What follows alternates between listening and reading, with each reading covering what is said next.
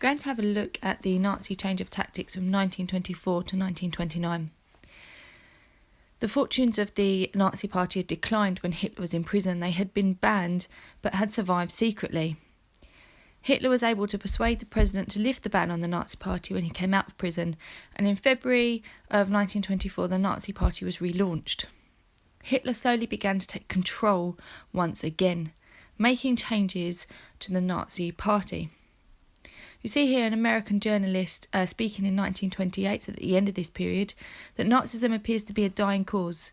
It got support because of the country's problems such as hyperinflation and the French invasion of the Ruhr, and now that country's outlook is bright, it is dying away. One scarcely hears of Hitler except as the butt of jokes.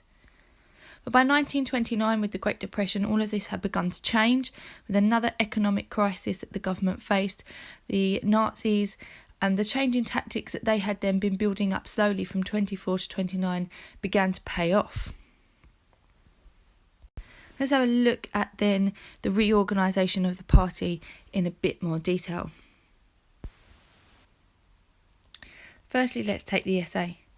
They had been quite a violent group, bullying tactics used. They took part in the Munich Putsch.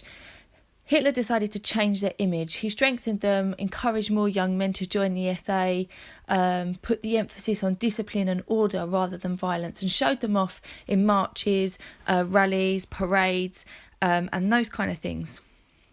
In 1926, a rally was held at Weimar, and this then began the pattern of military-style parades that showed strength, unity, organisation, and that kind of thing. Perhaps one of the biggest changes was the Nazis' use of propaganda. Goebbels was put in charge of propaganda for the Nazi Party. They used posters skillfully, Nazi newspapers, meetings to put across ideas and their message. They had the 25-point plan, which they had written in 1920, and this became the cornerstone of Nazi policy. Hitler discovered his anti-Jewish message was popular, and this led to an increase in his message. With propaganda, Hitler managed to target all members of society to gain their support. Hitler also set up various organisations. This was to appeal to different groups of people, such as the Teachers' League or the Students' League. They were interest groups. They were also groups as well where people could come and talk about common interests and common causes and things that were important to them.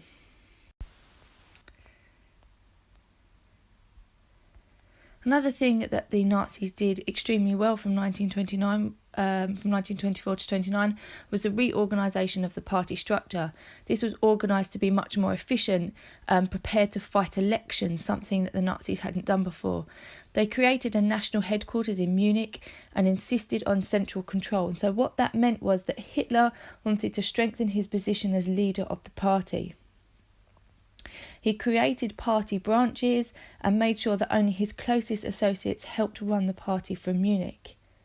He promoted the idea of the Führerprinzip, the idea that he would be the one strong, powerful leader of the Nazi Party. This meant the Nazi Party had a very united message, a very organised approach, and that gained them a lot of support amongst people in Germany. The youth were very important to Nazis and Hitler. Young people were really the future of Germany, the way to make Germany great again. Hitler set up the Hitlerjugend, the Hitler Youth, to rival other youth movements in Germany. And he also created his own bodyguard, the SS. Hitler appealed to the youth by promising them jobs, and at a time in 1929 when the Great Depression hit and unemployment was in the millions, the Nazis and their promise of a future and their promise of greatness and their promise of power, all of that propaganda that we talked about really appealed to young people in Germany. So the Nazis' reorganisation of the party did pay off. They had only 27,000 members in 1925, but this exceeded 100,000 by the end of 1928. And the Nazi Party became a nationwide party that had begun to attract all classes. So what had they done to change their image? Well, they'd used propaganda, they had put the youth front and centre, they had used this idea of the SA being an organised, disciplined unit, The idea of fighting for a great and powerful Germany. They used lots of imagery, lots of propaganda to symbolise their message and their change in image. But propaganda would only be effective if it was publicising popular policies, and the Nazis came up with policies that appealed to many ordinary Germans. Firstly, they wanted to end unemployment, to provide jobs for thousands and millions of Germans who become employed as a result of the Depression. Remember, 6 million unemployed by 1933.